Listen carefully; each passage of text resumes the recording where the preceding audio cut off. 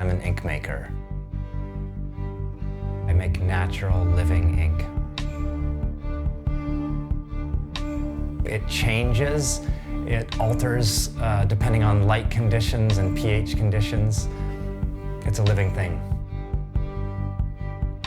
I often write what my ingredients are at the bottom of my ink tests, but I don't think that goes far enough to just say, like, I'm an artist who's interested in materials.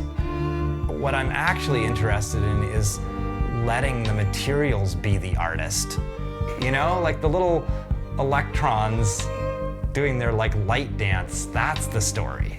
It's not about my work, it's sort of more about the work of, I don't know, like Mother Nature maybe?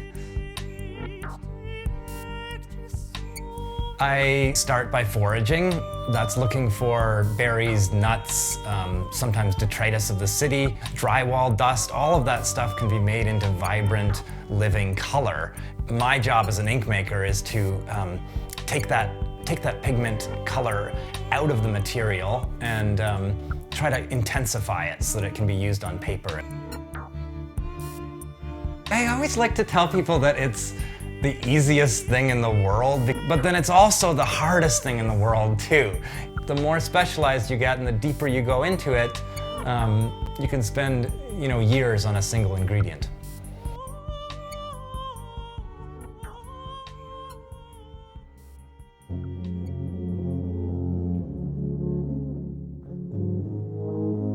I love to take an ingredient or an ink, put it on the paper, and then add a second ingredient which kind of creates an interaction. So it's a sort of like a living phenomenon.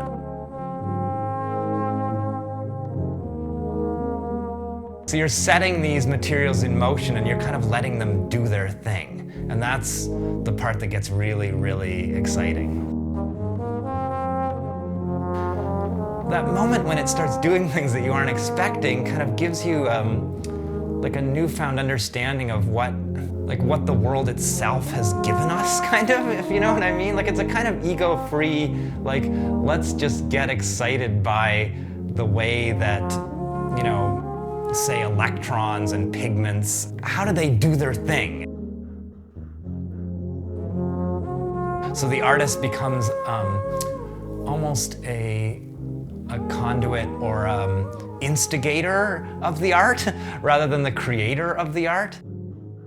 So yeah, I think a kind of like co-owned art, and not co-owned by people, but actually co-owned by nature, is maybe going to be one of the keys to our survival as a species.